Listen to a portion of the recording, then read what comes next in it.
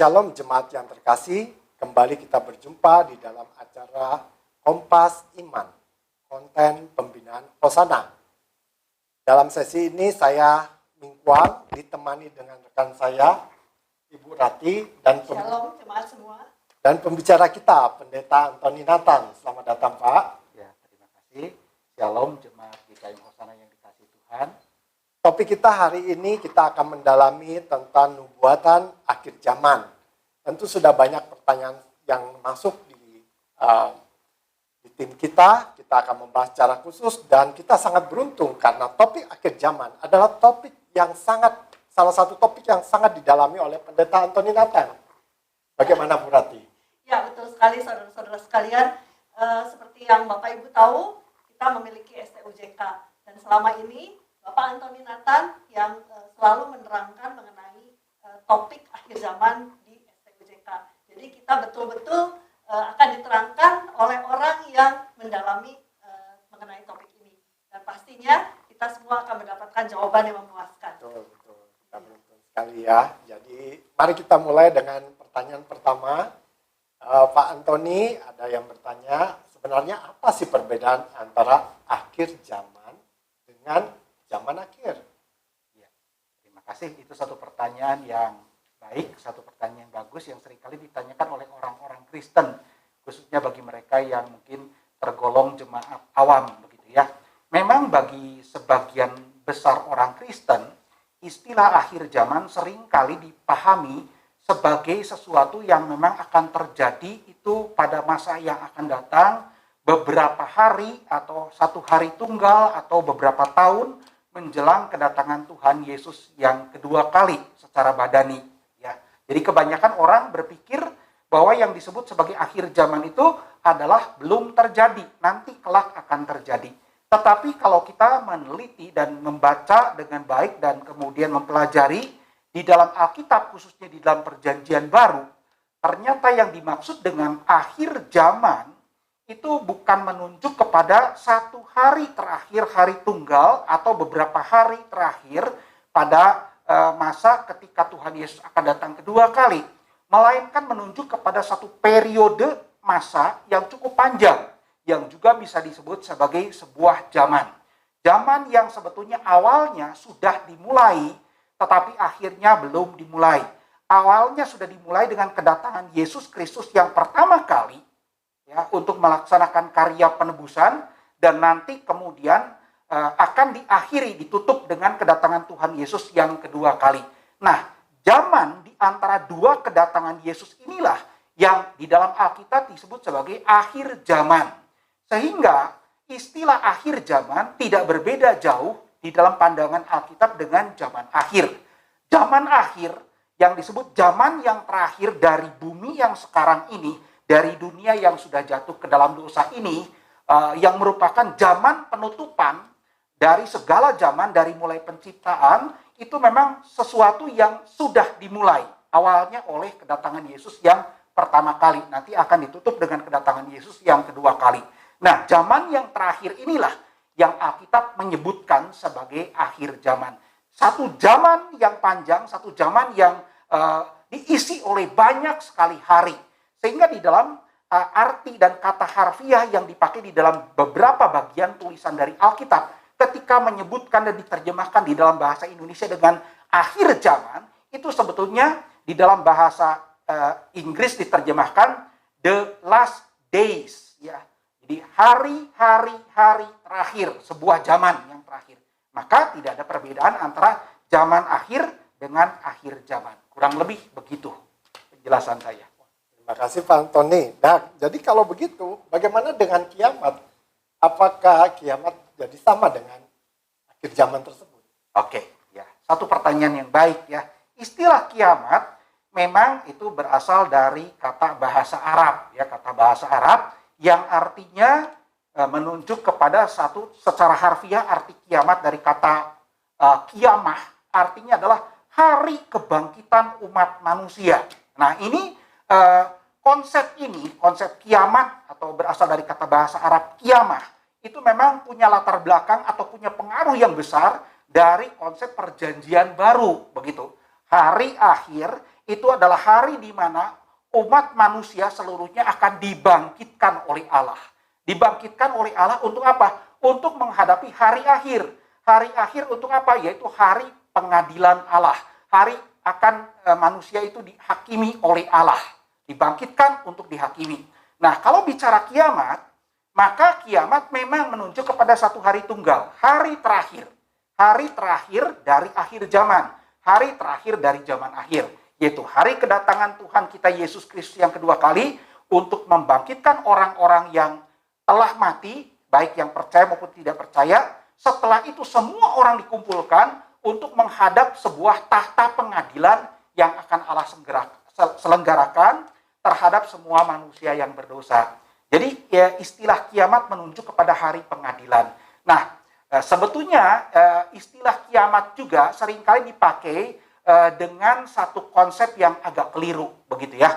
Konsep yang mungkin kalau dikatakan kiamat, ya oke, kiamat merupakan bagian dari ajaran tentang akhir zaman atau eskatologi dari banyak sekali agama, termasuk orang Kristen, ya. Nah, kalau bicara tentang akhir zaman atau eskatologi, maka setiap agama punya konsep yang berbeda-beda, walaupun ada kemiripan, tapi sebetulnya berbeda-beda, begitu kan? Nah, bagi sebagian agama yang disebut kiamat itu bukan hanya hari akhir dari sejarah manusia sekarang, tapi hari akhir dari bumi ini. Bumi yang sekarang itu akan dihancurkan, dilenyapkan oleh Allah. Ya, kiamat makanya disebutkan. Tapi pada saat yang bersamaan, ya, disebut sebagai hari di mana umat manusia itu dibangkitkan untuk diadili oleh Allah. Nah, konsep kiamat ini sebetulnya merupakan bagian yang walaupun orang-orang bukan Kristen, mereka punya pemahaman tentang hari akhir, tentang hari pengadilan. Nah, ini merupakan bagian daripada wahyu umum dan anugerah umum yang Allah tanamkan kepada semua orang, bukan hanya orang Kristen. Di dalam hatinya ada satu kesadaran, pengetahuan bersama akan adanya hari akhir, hari manusia akan diadili setelah bumi ini, zaman yang sekarang, zaman bumi yang sudah rusak ini berakhir, begitu. Seperti itu. Kurang lebih itu yang bisa saya jelaskan.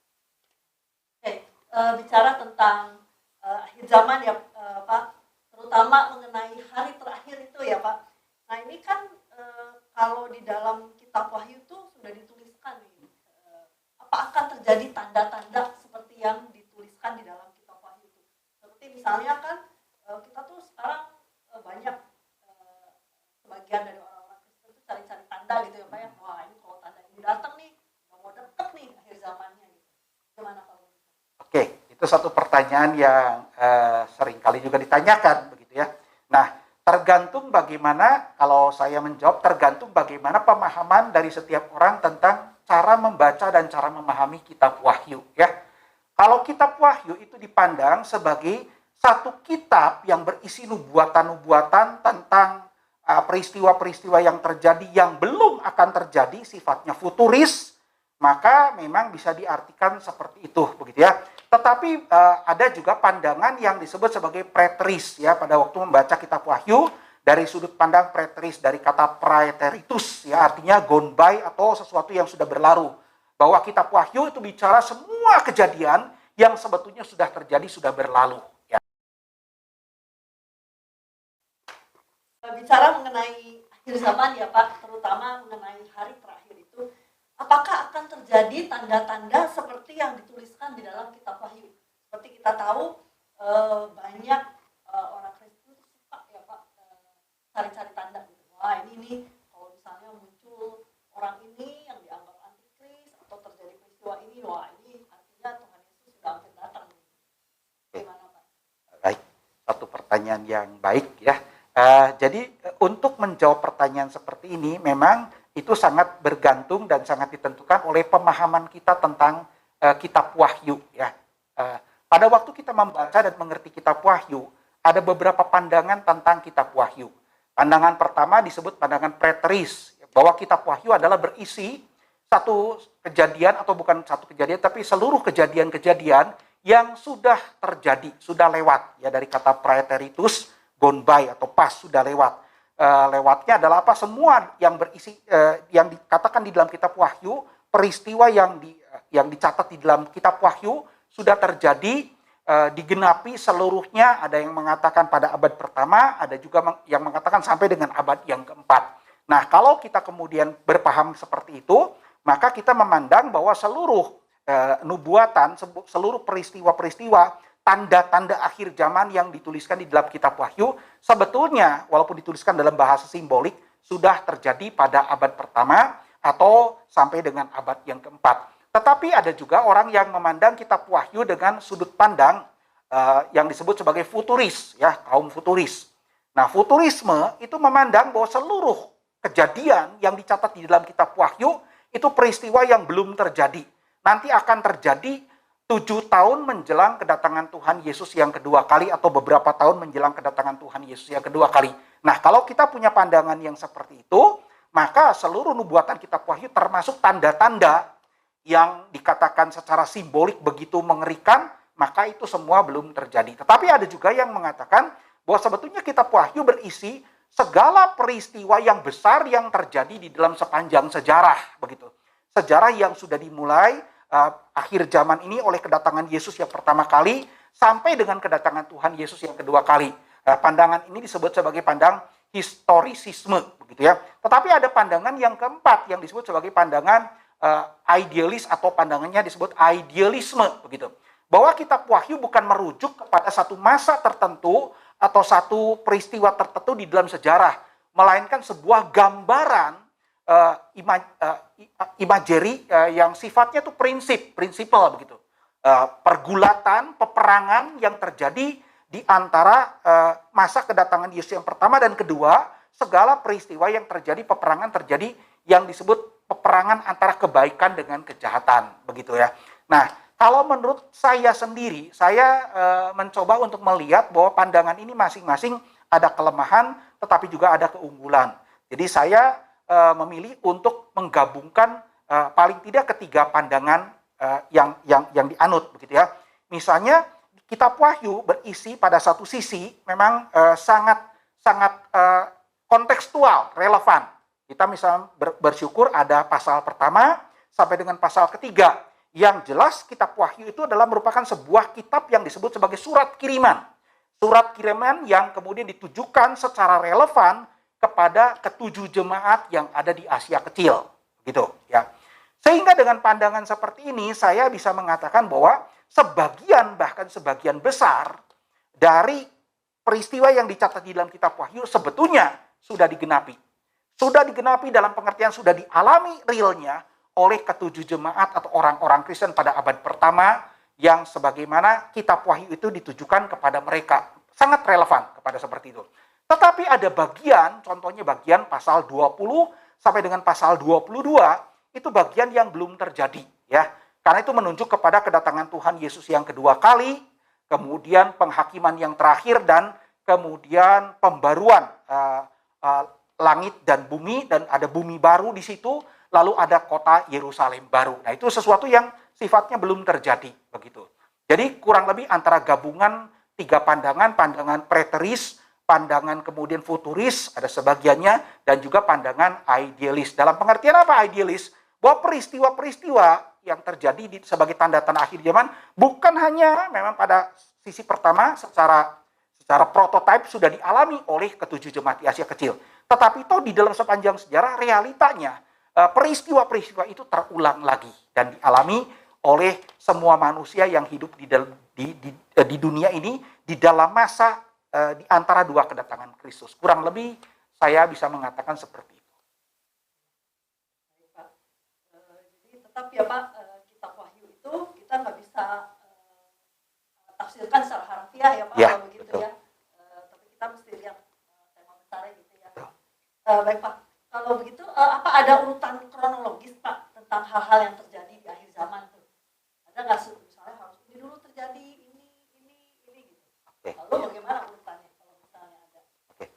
Itu satu pertanyaan yang bagus ya, satu pertanyaan yang baik. Nah, kalau kita berbicara mengenai tanda-tanda akhir zaman yang terjadi di era di antara dua kedatangan Kristus, kedatangan pertama dan kedatangan kedua, maka tanda-tanda akhir zaman itu memang menandai, menjadi tanda bahwa zaman ini itu adalah akhir zaman. Zaman ini adalah zaman yang terakhir, seperti itu. Nah, mengenai tanda-tanda akhir zaman, kalau bicara tanda akhir zaman yang dikatakan oleh Tuhan Yesus, dituliskan oleh para rasulnya di dalam perjanjian baru, tidak ada urutan pasti. Mana saja yang kemudian terjadi, harus terjadi terlebih dahulu, kemudian tanda yang berikutnya akan mengikuti, seperti itu tidak pernah terjadi. Hanya yang ada adalah penggolongannya, pengelompokannya atau pengklasifikasiannya. Nah, ada seorang sarjana teologi namanya Dr.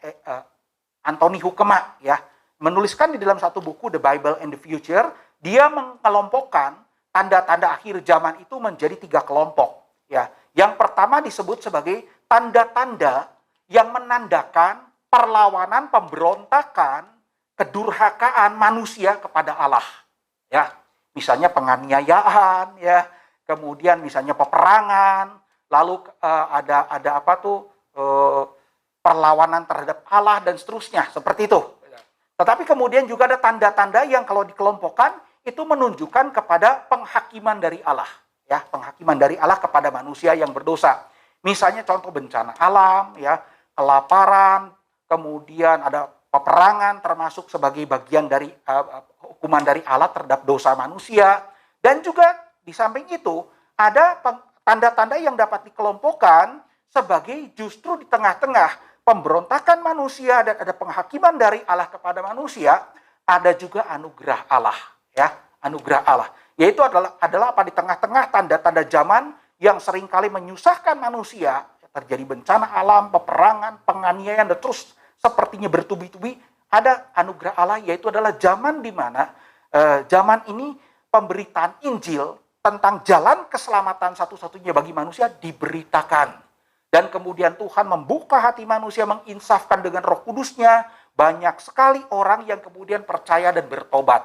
Nah, pertobatan manusia berdosa tidak mungkin terjadi kalau bukan karena anugerah Allah. Jadi kurang lebih seperti itu. Secara kronologis mungkin tidak ada, tetapi secara pengelompokan ada.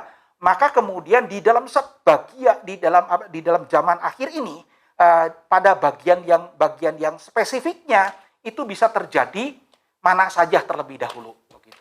Bisa terjadi satu zaman kecil lengkap, ada satu zaman yang mungkin tidak begitu lengkap, dan seterusnya. Contohnya akhir-akhir ini kan terjadi secara berurutan, bertubi-tubi di negara kita, ya, pesawat jatuh, lalu tanah longsor, ada gempa bumi, lalu ada banjir dan sebagainya. Kurang lebih seperti itu.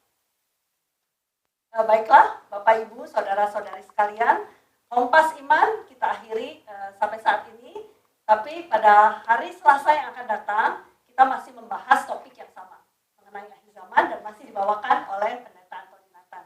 Jadi bagi Bapak Ibu yang masih memiliki banyak pertanyaan mengenai akhir zaman, boleh tonton lagi Kompas Iman